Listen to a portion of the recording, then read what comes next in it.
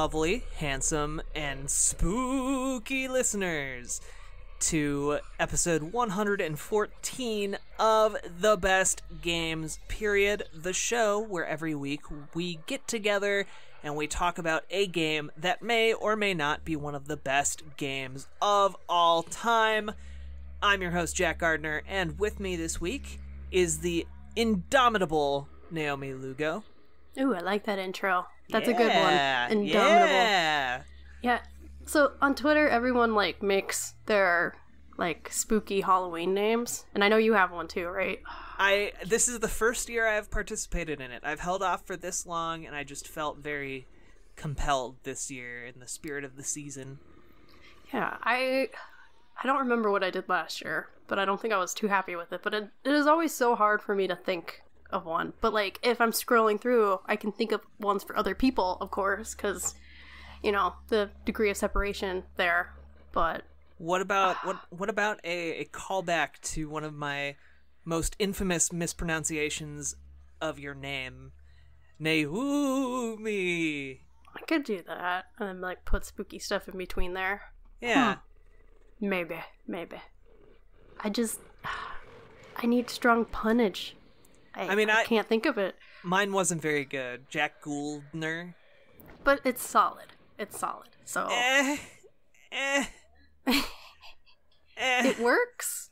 It does work. I'll accept that. But yeah, as you could tell from our goofiness in general, it is Halloween month. And yes, it is a whole month. October. Yes. And if you're one of those people who's like, oh my god, it's not even close to Halloween, we don't care. We're gonna celebrate this entire month as Halloween month. It's not even Halloween month, it's just Halloween. Halloween is now a month. Alright, I'm cool with that too. Yeah. 'Cause why the hell not? Have you started watching anything goofy and Halloween-y yet? No. What about you? I tried watching Little Monsters the other day because I hadn't watched it since I was a kid, and oh my god, it is a bad movie. It is just, it's creepy and weird, which is good, but at the same time, it's weird in the 80s kind of way, where it's just kind of off. Oh, okay. Not like there's sexual harassment in it played off for laughs. I mean, there's one part where oh no, God, I was joking. I haven't seen this movie. It's not quite sexual harassment, but it's still crossing that line. I can't remember the name of the main comedian anymore. It's gone from my head. But basically, he's the adult monster character, and they go around pranking kids, and they want to prank the bully, right? So they take his tuna fish sandwich and they put dog food in it. So funny. But then the kid also has apple juice, right? Mm-hmm. So want to take a guess at what this adult monster does to this child's beverage? Does he pee in it? Yep. He pees in it. And the kid drinks this adult pee. So, yeah. Why, just out of curiosity, would it have made a difference if it was child urine? Yes. Really? It just seems a little bit more wrong when it's an adult. The adult should know better. Drink his urine. I mean, I know it's a monster and he was technically a kid and all that crap, but it's still just weird. Okay, yeah. When you frame it that way, yeah, I understand why it's worse. Just kind of stuff like that. But I mean, and then watching random gore anime, which holy crap, yeah, I don't recommend it unless you like that stuff, because I watched Blood Sea the other day in its entirety, and that is a anime that is just so gory. It's just gross, but not in the good gore kind of way. It's just goofy. There's a part where giant bunnies, it's the finale, so spoiler alert, I guess. But giant bunny monsters go and eat a bunch of people, and they do just the most ridiculous things. I'm pretty sure the animators were just what's the weirdest thing you can think of? Okay, let's do that. There's a part where the bunnies skewer people on their fingers, and then eat them like kebabs. And there's a part where they were like just gathering people in like a big old bunny pouch, and they like blended them. Like, it's just like, what the hell?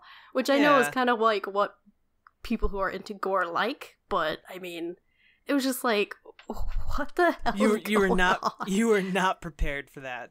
It was just weird. Like, there's one part where a bunny just like twists a dude's head off and like drinks him. Like what?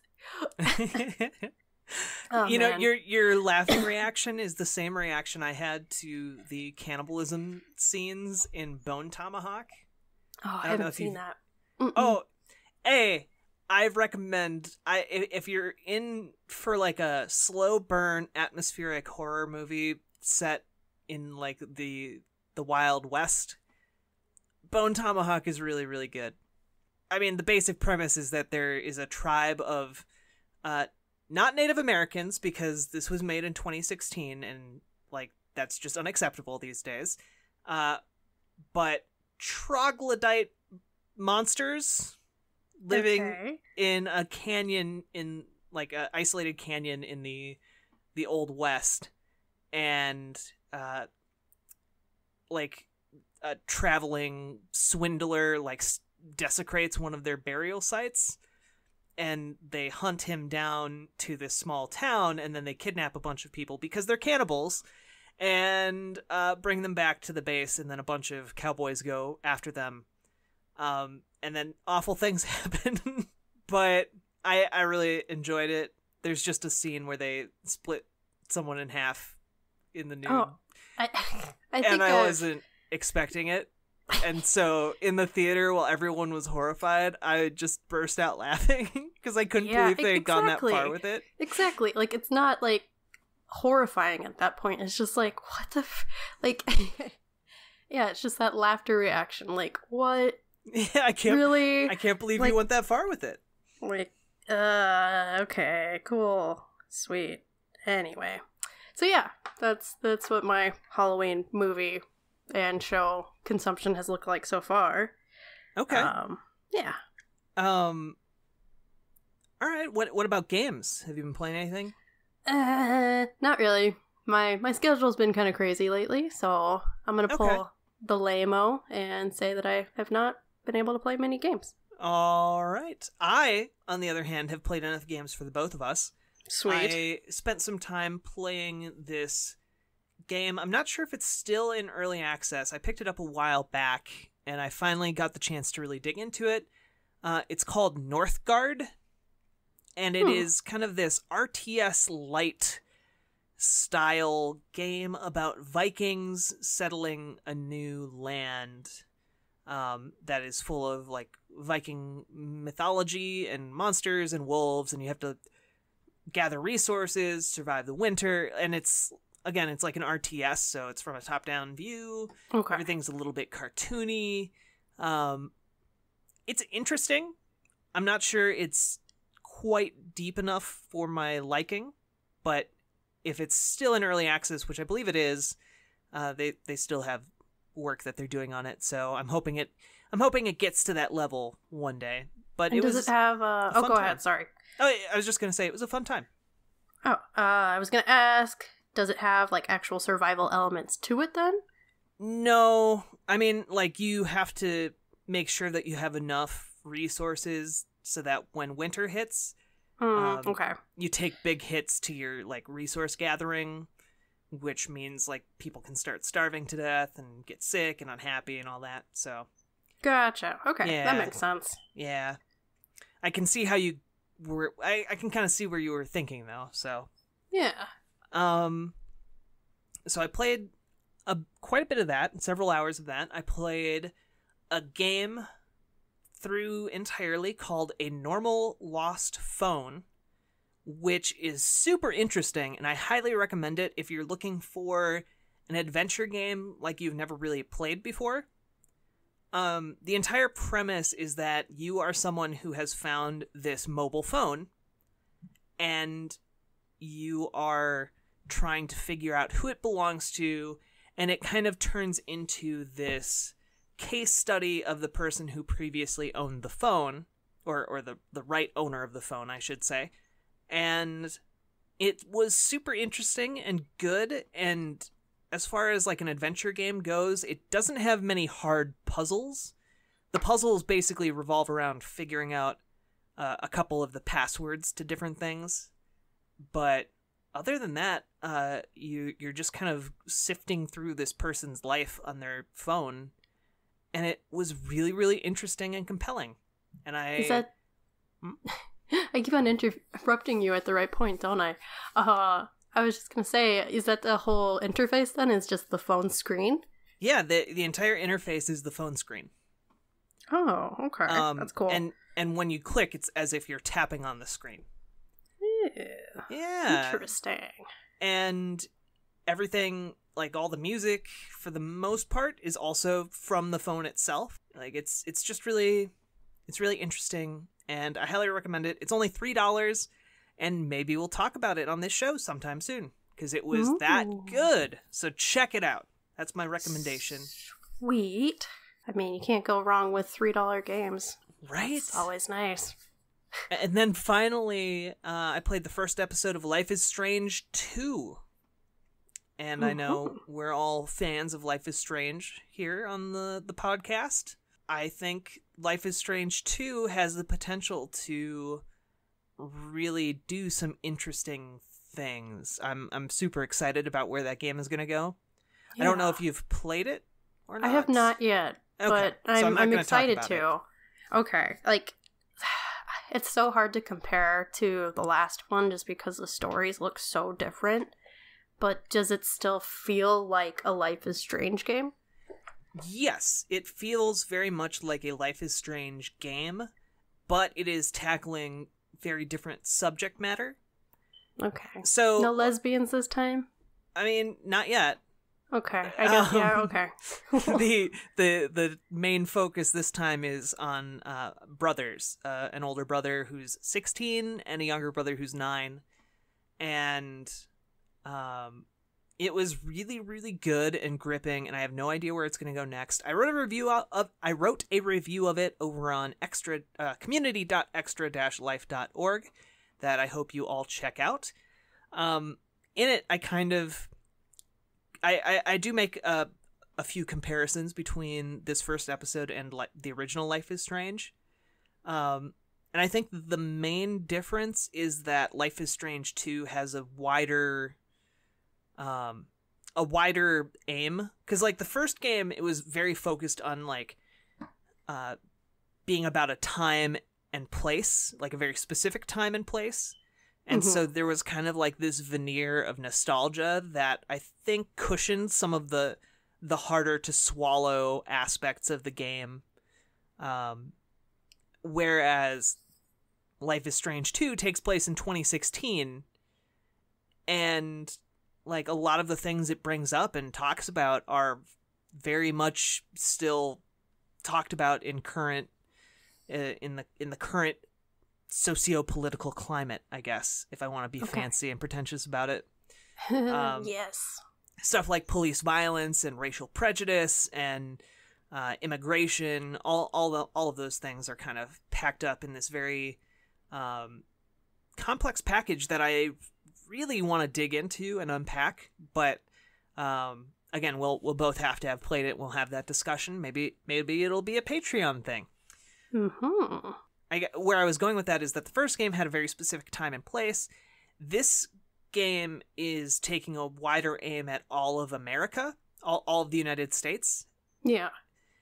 Because it without giving away too much, it basically turns into a road trip across America, and as such, you're getting like this big cross section of American society and life. Like, you're in the first episode, you see people from the city, you see people from the country, you see people who are nomads, like just all kinds of different people and their different views on different topics, and it's very, very interesting. And I think it will also be kind of unpleasant and or not unpleasant, but uncomfortable for a lot of people who maybe aren't used to games focusing on such current and I guess what's the word I'm looking for? Demanding topics? Yeah, polarizing's good. Polarizing topics, yeah, like, yeah, I think it will be very interesting to both see how the story unfolds, because I currently have no idea where this is going, and I'm sure that the straightforward plan that they have at the end of episode 1 will not be so straightforward, and I'm also interested to see how people react to the game going forward. So far, I think Don't Nod is kind of nailing it. Well, awesome to hear. And it's interesting that they are going to take on a bunch of different locations, because I was kind of worried that they were just going to stay in Arcadia Bay and kind of use that as a crutch. So that'll be really interesting to see. There is a moment where you go back to Arcadia Bay, like very, very briefly, but it takes into account what your decision was at the end of the first Life is Strange. Ew. Yeah. Yeah. Oh. I mean, it's not like a huge moment for the characters, but as a player, I was like, ooh. Okay. Yes. Also, I know that they have said not to expect any of the main characters from the first Life is Strange to appear, but that'd be pretty cool. I'm kind of expecting maybe like at the end of episode 5 or whatever, Max Caulfield will show up as like a time traveler. Oh, hey guys, how are you doing? Bye. I don't know how it would work. I'm just saying they kind of hinted about that in the first game as a joke. Uh-huh. And I kind of want to see that happen really badly, because there's just something... The world of Life is Strange always seemed to me like it was right on the brink of just going absolutely insane, and I would be fine with that. Yeah. Yeah, I kind of want to see what happens in this setting when things go off the rails, or alternatively, like seeing this sort of alternate universe Avengers style team up between a bunch of these superpowered people would be pretty cool. Anyway, Luigi's Mansion is the game we're going to be talking about this week. Eventually. But before we get to that, we also want to talk about a lot of video game news, because it turns out there's news in video games, and it's been happening right in front of us the entire time. Indeed, it has. I guess, do we want to tackle the bad news or the good news first? You do your news first, and then I'll do my news. Okay. I can't remember which one was my news, but yeah, I'm gonna snag Bowsette. We got an absolutely lovely fan rendering of a mashup of Bowser and I guess Peach. And you know more about the actual technicalities behind this, but if you've been on Twitter for the past week and a half, you've definitely seen Bowsette go up on your timeline. And I am a huge fan. I am definitely a huge fan of Bowsette. Yeah. I am here for her. Yes. Bowsette, A+ meme, A+ trans icon, and just A+ all around. Definitely should be a character in a Mario game. Yeah, I don't know if you saw, but apparently there was art from some sort of concept art somewhere. I think it was from Mario Odyssey, right? Maybe something like that. But one of the artists actually, and this is, I guess, kind of canon since it's official artwork, but they did the same thing with Bowser, made a Bowsette. So we could maybe see it in the future. I can't imagine that Nintendo would ignore this, because it has blown up to such huge proportions. But I mean, it is still Nintendo, and they don't surprise me anymore. So they'd be missing on a big opportunity if they didn't do anything with Bowsette. Right. So I guess one of the things... So the history of Bowsette, I say in air quotes, basically there was an internet comic. I don't remember who it was by, but it was Peach turning down both Bowser and Mario and kind of going off to do her own thing.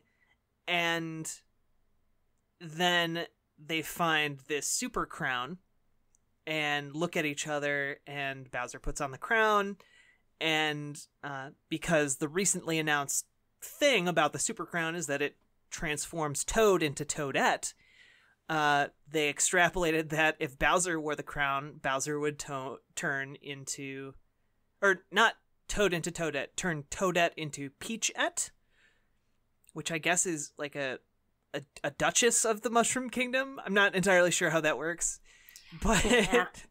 but that if Bowser put it on, Bowser would become Bowsette, and then the end of the comic is Mario and Bowsette walking away hand in hand while a stunned Peach looks on in silence. And from there, it has just kind of blown up to become this phenomenon that is awesome. Because it's goth. It's goth Peach. I mean, we always needed that to happen. And no, it's not goth Peach. I think we need to be very clear. It is Bowser as a princess. Yes. It's a princess version of Bowser. Yes, but aesthetically. Aesthetically, very similar to Peach, yes. Yes. And hell yeah. Hell yeah. Heck yeah. And yeah, the LGBT community really jumped on board with that. There's like a large following among trans people for Bowsette, because obviously there's I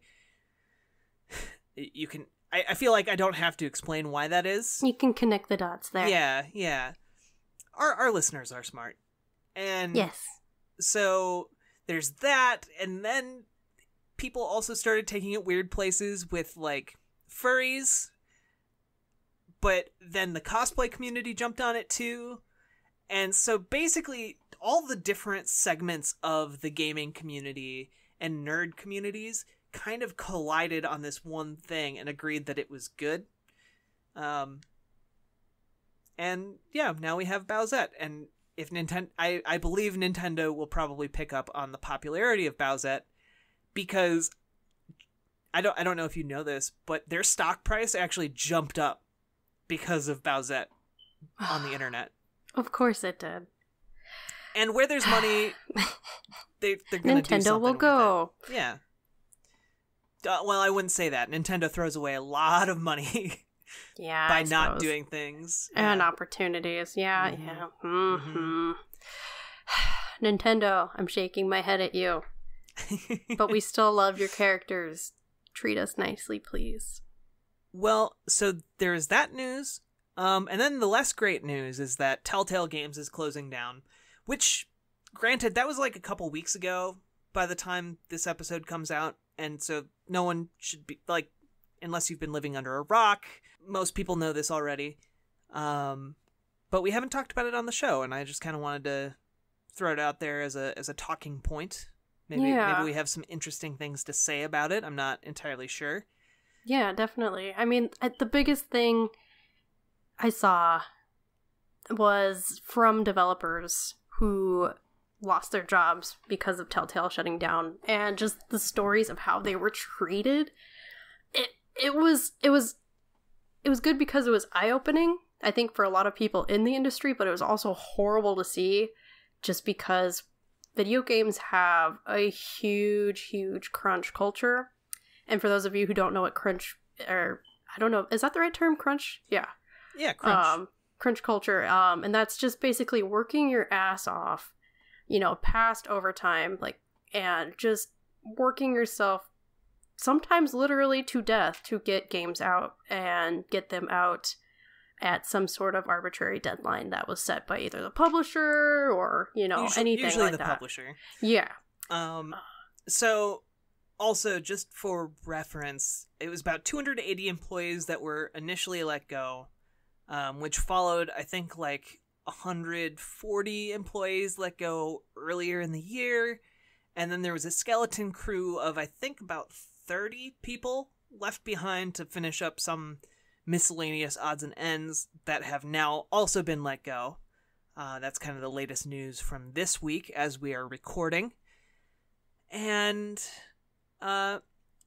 also as far as crunch culture goes, I think some people don't really have a an idea of what that means,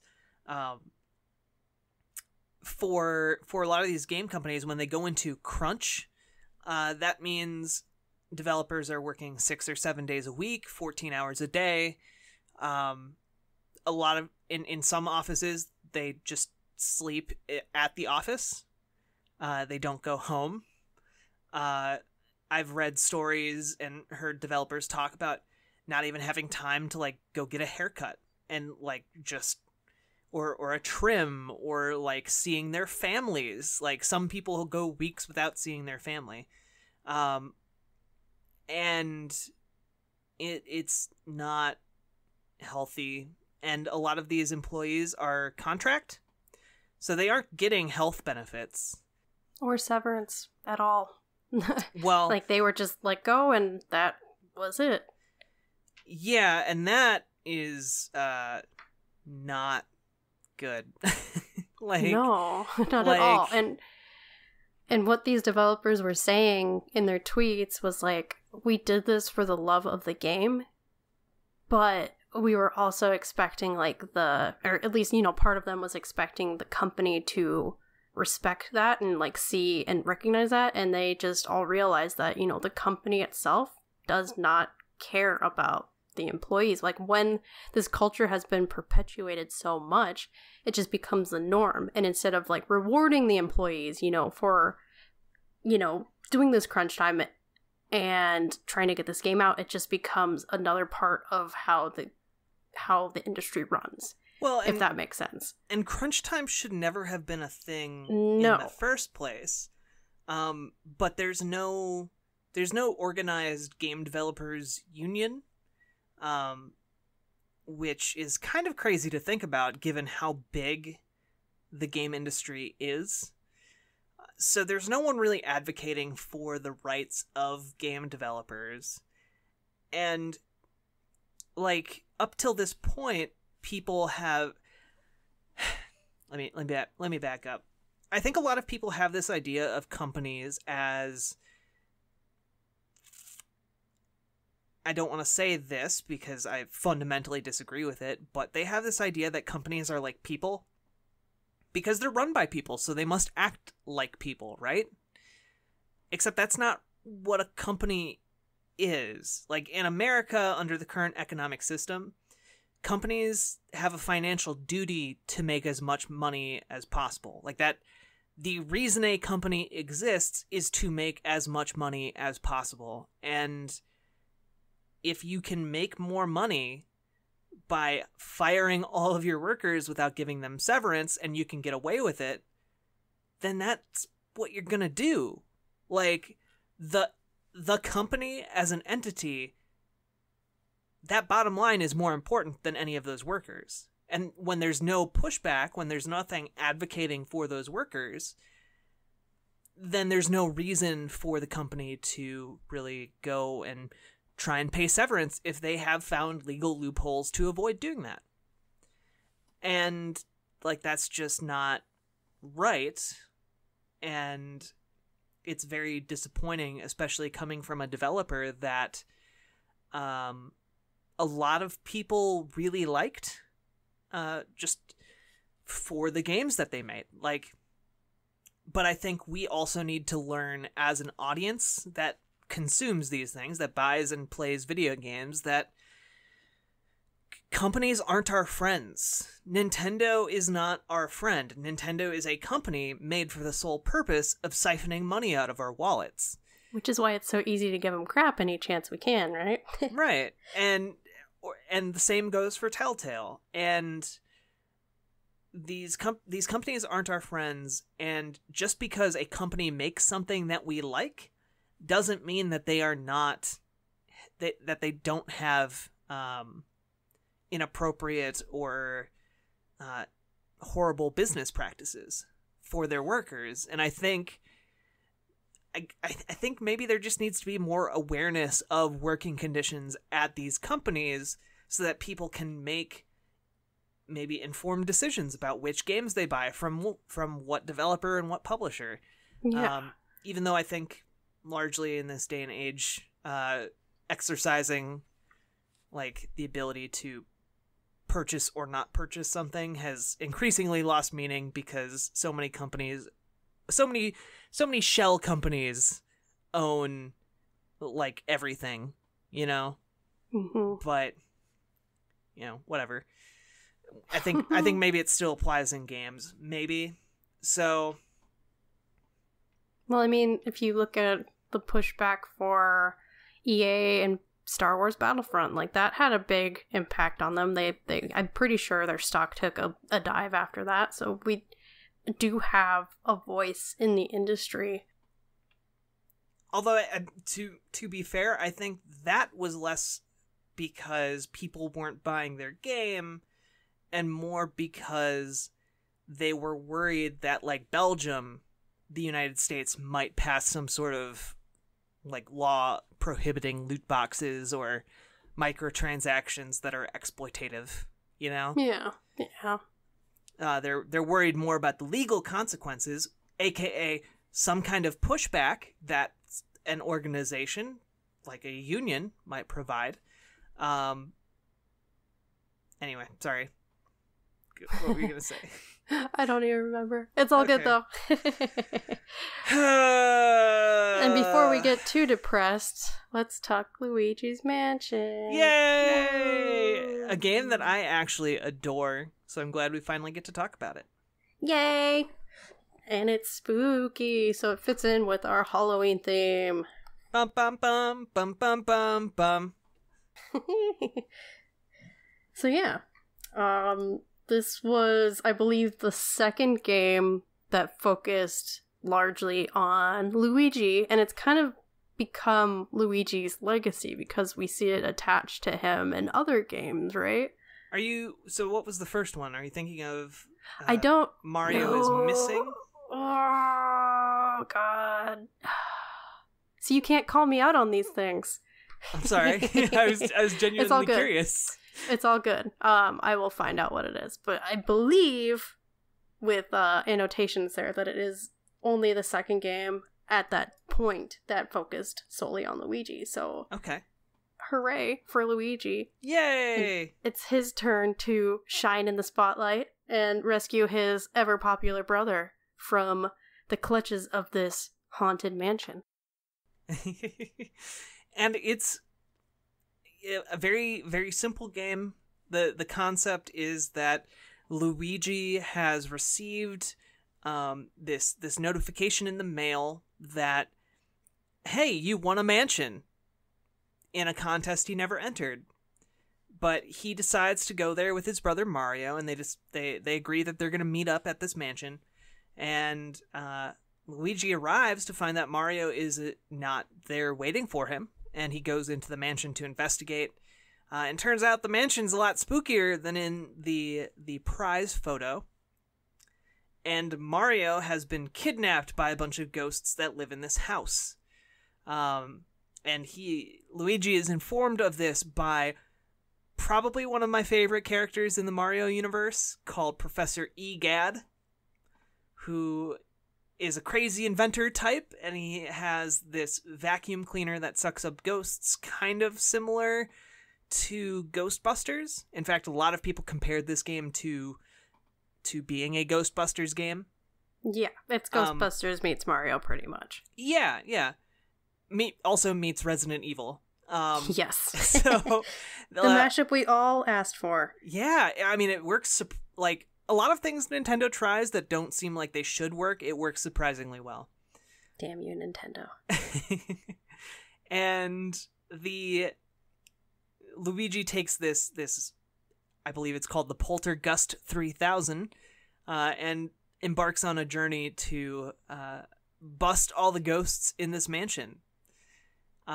So that's kind of the basic setup. Is you're moving through this house room by room, trying to get all of the ghosts, and defeating mini bosses and defeating actual bosses, as you make your way up to the rooftop where you have your climactic encounter with King Boo, who has abducted Mario.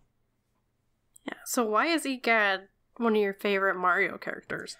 I just like his goofy look, and I love the fact that his name is egad. That makes me that just makes me really happy. Well, good. Okay. So yeah, it is definitely a simple game, and it follows like the standard Mario-esque procedure. Like, here is obstacle, here's how you do obstacle, now go figure out the rest of the plot, or the rest of the level, right? But I really loved the aesthetic of the game. Obviously, it's got that spooky vibe to it, but it looks really good for a game that came out in 2001. Even going back and like looking at, like gameplay of it, it looks really good. Like, to the point where I was like, am I looking at the right one? This isn't the remake, right? Which, by the way, the remake comes out on 3DS on the 12th, I believe. So yeah, I just really liked how this game looked, and it's just nice to see a game that kind of that held its own even now, 17 years later. As a launch title for the GameCube too, because this released, I mean, I would consider it the first game released on the GameCube, even though there were a couple others that released, launch day. And yeah, this game came out in 2001. That's crazy. It is crazy.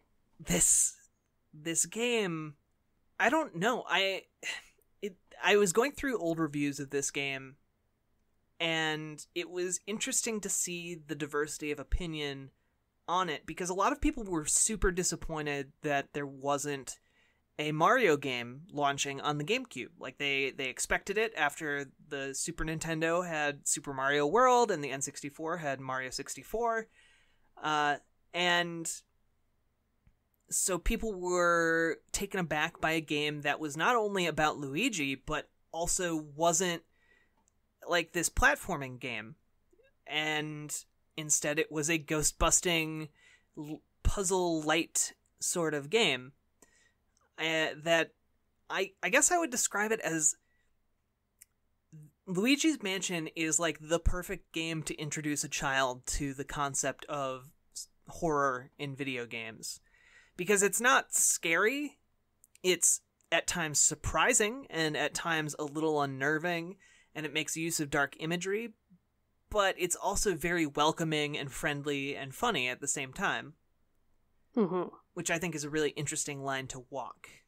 Oh yeah, that's the type of horror I like, is the kind of horror that's just kind of goofy and self-aware, but still trying to be unsettling. And yeah, I was just really blown away by just the little details. Like, the way Luigi walks is so dorky. It is great. I think the way I described it was like putzing around this mansion, and he's just like shaking at some points, and then you can hear him humming like to different tones in the music, and his little Mario. Like, just those little things made it absolutely adorable, but it also kind of transported you into the game more, which is, it's just kind of the touch that Nintendo has on games, especially Mario. Well, I would also argue that Luigi's Mansion is what has made Luigi, to this day, a way more interesting character than Mario ever has been, because he was allowed to have this character building. Yeah. Like, Mario is your pretty stereotypical hero type and has kind of a goofy attitude about it, I guess, a laid-back attitude, but Luigi has always been kind of an enigma, and Luigi's Mansion came out, and even though there's not a ton of text to the story, like basically what I laid out there is the story, but the way that he's animated and the way he acts and hums and the subtle touches to his voice acting and his shivering, all of that is essentially character building through showing, not telling, he's doing, and that tells us a lot about him as a character. Like, he's a scaredy cat, and the perception of Luigi as a scaredy cat, I think, largely came from Luigi's Mansion.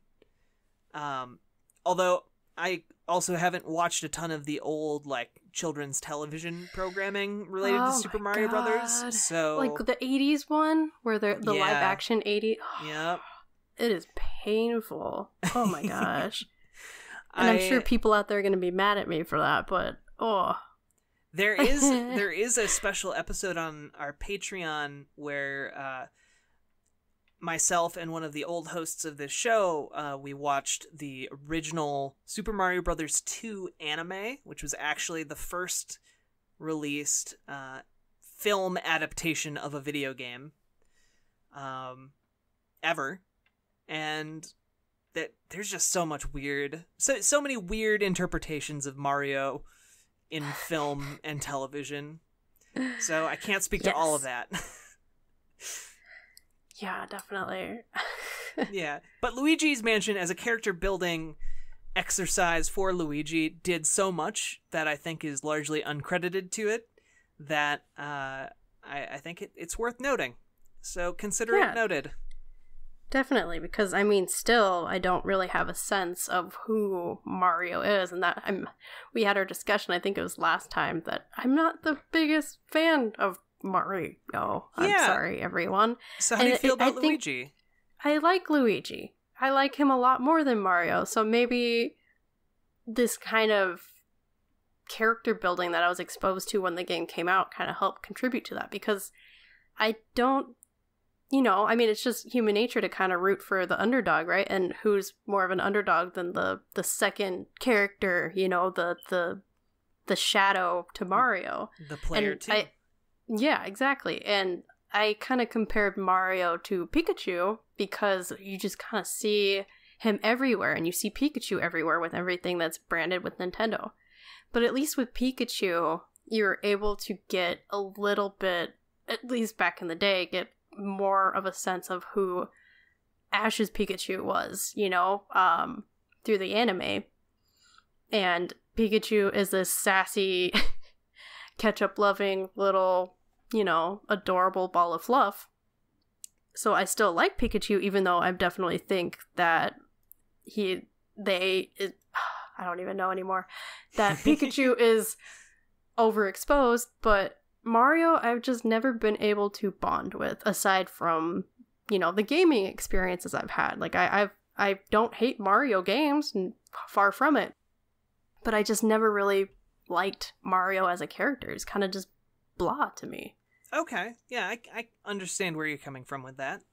I don't have I'm not going to, argue with you about any of the things you just said. Yes, you do. Don't you lie. You like Mario. I do like Mario, but that's fine. You can not like Mario, and I can like Mario, and we can still go about our business. No, it's impossible. I have to, now troll you on Twitter or something. Okay. Well, good luck with that. One of the things that a lot of people complained about with Luigi's Mansion when it came out was the fact that it was very short, which I think it was a holdover from the early days of gaming, when something that was short automatically meant that it was bad or not as good as other things. Yeah. I looked it up. On average, it takes about 6 hours to get through Luigi's Mansion, and that's a standard Call of Duty campaign now. I crave games like that now, so I can just feel some sort of accomplishment when I'm gaming, because all of the games that I play are just, forever long. And, it's nice every once in a while to just be able to beat a game. Just to be able to be like, yes, I beat that. Because, I mean, there's just some games out there that aren't built to be beat, like MMOs, you're just gonna be playing them forever and ever. You can beat the story, but that doesn't mean you beat everything that's in the game. So I have no problems with it being short. But I think you're definitely right. It came out in 2001, and, that's a completely different era for gaming. And I mean, especially as a launch title where people were expecting a more mainline Mario game, it kind of caught them off guard, Mm-hmm. So I can see where they're coming from, but looking back, like I said, I would love to have more 5-hour games in my life where I can just feel like I got the whole experience in a day. That would be nice. Pokemon. Yeah, I mean, I think if Luigi's Mansion released today for the Switch, I think it would be much better received. I do also think that there were some valid criticisms of it being short, mainly in the fact that there aren't a whole lot of things to do once you beat the game. Like, one thing I was thinking of actually when I was doing a lot of my research and thinking back to the time when I played through this game a few times, it would have been nice if there were like just additional rooms or I guess I'm not like hidden rooms or difficulty unlock or something, or like a whole new set of collectibles, something like that. Yeah, or something along those lines. Instead, once you beat the game, you have the option of going through the game again with like a slightly different mansion, which it's fine, but you don't really. It's just replaying the game again. It's just slightly different. One of the things actually I thought of. It's kind of crazy that no one has made a game that is like Luigi's Mansion, but makes use of like procedurally generated rooms. Yeah. Like to this day, there hasn't really been another game like Luigi's Mansion. Nothing uses those mechanics. My God, like a spooky Kirby's Mansion with procedurally generated dungeons. Oh my God! I mean, like an indie game. You know, it doesn't have to be Nintendo. Fine. I mean, it can be Kirby too. Sorry, I just love Kirby. I didn't want to pull the wind out of your just sails. Stomp on my Kirby parade. Oh my God, a Kirby parade. Oh. I didn't want to dink your pink. Oh, that sounded really bad. I'm real sorry. I am real sorry about that one. Oh, dang. That's gonna be the quote of the show. I was just thinking of Kirby because he's pink. I know. But still, that happened. Anyway, with that in mind, yeah, I think another thing worth noting about this is that I actually didn't know this. It won a BAFTA award for its sound, which is really cool and not something I had thought about. But when I thought back to it, this game really did have an amazing feel, and a lot of that had to do with its score and the sound effects, and just like everything about it was so focused and good. Intentional. Yes, intentional is a great way of describing Luigi's Mansion. And I think if you go back and you play it and you look at it with that lens, I think this is maybe one of the best tuned like single player experiences out there. Like I feel like that's a big bold statement to make. Gonna say, but whoa. But I like, for example, like a lot of indie developers these days, they do procedural generation to create their worlds and make their levels, and there's a lot of skill involved in that for sure. But I think for some developers, they use it as a crutch because they don't want to spend the time and effort it takes to craft these very intentional and focused experiences. Not to knock procedural generation at all. I still think we need to talk about The Binding of Isaac at some point. Maybe we could talk about that next week. Yeah. Maybe. Or we could do Typing of the Dead because we already agreed on doing that one. But when it comes to putting together like a single player experience, I think that Luigi's Mansion is like a textbook example of how you do a focused and well-paced implementation of that intentionality. Yeah, because I mean, look at what we just said. We were able to get a sense of who Luigi was just from, or is just from those tiny little details, like him humming. Well, was because Super Smash Bros. Ultimate killed him.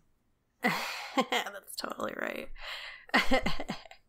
But he'll be in Luigi's Mansion 3 in 2019. But I suppose he doesn't have to be alive for that. So. No.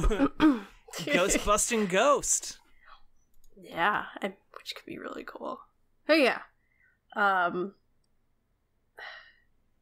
It's adorable. And those little details just make it more of a complete experience for me. And I know I knock puzzles all the time, but I do appreciate how Nintendo approaches puzzles in a lot of their games. They make it just very straightforward, and they lay out what you need to do. You know, it's not like some weird arbitrary thing like, oh, you have to look at the wall for 3 seconds and then take a step right, wait another, you know, like it doesn't have the PT problem. Yeah. Yes, I hate those kind of puzzles, so I'll just clarify that. Like you can figure it out. They give you the rules pretty much. Right. And I do appreciate that. And I mean, there's not a ton of puzzles. Well, it's not completely puzzle based, but there are puzzles in the game. Like it's for the portrait ghosts. You need to solve some sort of puzzles. Yeah, but they're not like puzzles, really. They're more like just figuring stuff out, I guess. Figure out the trick. Exactly. It's not necessarily a puzzle to me. Yeah, I mean, I think for a kid, they're much more like puzzles. For someone who's experienced in video games, it's more like gameplay. I mean, it's like a very soothing sort of gameplay, I think. It's very comfortable. Yeah. I do want to note that while we're kind of talking about animations, his animation when he opens chests is one of my favorite. Yeah. Like he like has like a little butt wiggle as he like leans over to stick his rump out to open up these chests. It's really fun and funny, and I love it. And Luigi's a dork. Yeah, he's a big time dork. This game also was rumored to have a 24-hour time limit initially, and that got scrapped, I guess, late in the development process, but originally it was going to be you have to rescue Mario within 24 hours, otherwise the house will disappear and take Mario along with it. I really hope they like animated that and like just have that end sequence somewhere so we can unearth it one day, because that sounds creepy as hell and I want to see it. Like it's already creepy that oh gosh, I'm gonna forget his name. Is it King Boo? Yeah. This is also the first game with King Boo. Yeah, exactly. And I think it's creepy as hell that King Boo like steals Bowser's body, you know, and like I don't think to battle. I don't think it's Bowser's body though. I think it's just like a Bowser suit. Ugh, but that's creepy too. Yeah, I mean, yeah, that is creepy, yeah. Yeah, like, it's just weird, and then Bowser has like whited out eyes and everything. Like Nintendo is also very good at just like barely staying on like the kid friendly line. No, I take that back. They definitely cross that line a couple times, but like in not obvious ways. I mean, I think what makes it creepy is that they are so dedicated to the kid friendly line that when they do cross it, even in like a little way, it feels like a transgression. Off. Yeah, like a glitch. Like, oh, okay, Nintendo. Like for example, like someone whose eyes like randomly bleed in a horror game, not very scary. If on the other hand you go to Disney World and the Mickey Mouse like mascot starts weeping blood, you're gonna be way more freaked out. Yeah, because they work so hard on the illusion. Oh, no. I was just thinking of that. Thank you.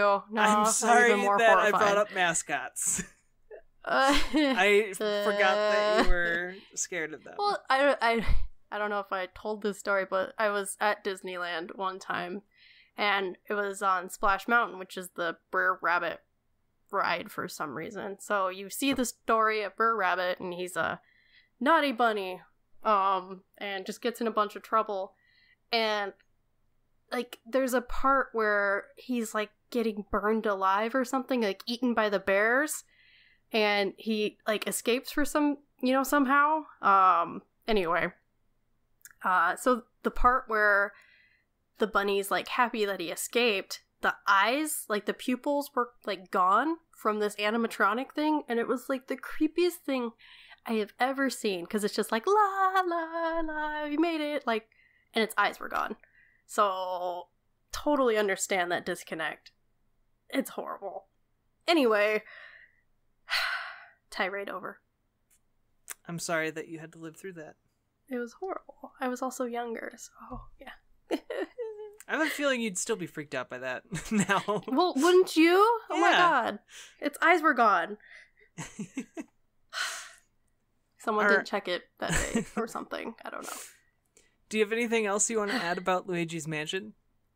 I do have our contrarian corner. Contrary? Since the game came out in 2000... Yeah, go ahead. Sing it. Wait. Do we usually say our opinions on the game before we do contrarian corner? Good question. I don't think so. Because then we end on, I don't think so. Okay. But well, I could be wrong. Let's just do contrarian corner this time, and if it doesn't work, we'll do it the other way next time. I'm sure we'll remember. Okay. Yeah, right? Just like our polls. Which I don't think I've done for like 3 weeks now. Yeah, anyway, yeah. Contrarian corner. Woo! All right, so since the game came out in 2001, there's not a ton of them, but the few we have are a little bit of gold. So from Ryan M, they wrote, "This game is absolute SH.T." And then that makes me real sad. From MLK6S, this was supposed to be the launch title for the NGC. That's just sad, Nintendo. This game is boring and confusing. I can't past the first level because I can't figure out where to go. And then from Luigi with L, so Luggle J, they said, okay. I really don't see what's so cool about some guy in green tights with a vacuum strapped to his back. Which was my favorite. And, yeah. Alright. Green tights, yeah. Okay. Totally. Yeah, totally. I'm gonna go first, I guess. Yeah. I'm really split on whether this game is the best game period or not. And I feel like a lot of other people feel maybe the same way. Like, if you want to buy a copy of this online, it still costs $60 for a used copy. If you want to buy it new, it's $160. And the remake coming out on 3DS is going to be $30. Like, oh my gosh. So, like, clearly there's still a pretty big demand for it. And I think that demand is there for a reason, and it's because this game is really, really good. Like, really good. Maybe even great. I guess I'm just kind of trying to decide, like, how this stacks up in video game history. Because usually when I'm on the fence, I'll go with, like, if something was the first game to do something, or established, like, a really important niche, or, like, stuff along those lines, or had something really important to say. It did. It's that Luigi's a dork. I don't think that's important enough. I love this game. I think it's great. I think I really want to revisit it, and I'm sad that I sold my copy, like, 10 years ago. But I don't think it quite gets there, so it's a very soft no. The softest of no's. No. Oh my god. No. I think it is. I'm gonna go with yes. Just because it is very solid in its gameplay. I mean, obviously there are some frustrating points. Some progression doesn't feel right, and sometimes you feel kind of like you have to backtrack, but it's really solid in that it's enjoyable, and I don't know, it reminded me a lot of Mario 64. Obviously the setting, it's like in a house, and you unlock doors and all that, and you collect stuff. So I'm just kind of drawn to that style, I guess. So that's... But is being solid enough to say that it's a best game period? Because a lot of games are solid. Yeah, I had a follow-up, don't worry. Okay. But I just think that the next level it took with its sound design and character design, and I mean the story is not really there. It's not really the important part of it, so I won't credit anything to the story. Exactly, it's an excuse for Luigi to be in this haunted, spooky setting. I just think it's exceptional because it combines all of those things to make the gameplay a little bit more special, if that makes sense. And of course it gives us an excuse to spend more time with Luigi. Yeah. Yeah. Everybody's and King favorite Boo. noodle. Oh god. Noodle is a perfect way to describe Luigi. Alright, well, so we have a no and a yes, and I think that means we have to do a poll this time. Alright, I'll try to remember. Alright. So, there will be a poll over at Best Games Period, which while you're there, you might as well follow us too. We always appreciate the follows, and you get to participate in these sweet polls, which are very consistent, and we never miss them. Sometimes they just disappear, and no one knows why.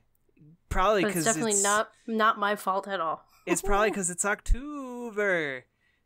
It's the social media ghosts are at it again. Yeah, they like stealing polls. But yeah, whenever you interact with us and take a vote on a poll, it definitely helps us out a lot, and we do really, really appreciate hearing from you guys. Yeah. So, we love you. I always enjoy when someone writes in and talks about their experience with a game that we talked about on the show, or just wants to give a comment on a recent episode or something. So, yeah, stop by, drop us a line, and we also have a Facebook page, The Best Games Period Podcast. We have a SoundCloud, soundcloud.com/bestgamesperiod. We have a Patreon, which I mentioned earlier in the episode, where you can find some exclusive episodes, and we also do live shows on occasion, though usually the live shows are only if we record on our usual Tuesday evenings. If they get pushed to other times, it can be difficult to just be like, hey, we're doing it on a Friday. We're live. Or something. Surprise. Yeah. So usually on Tuesday evenings at around 8 o'clock Central Time,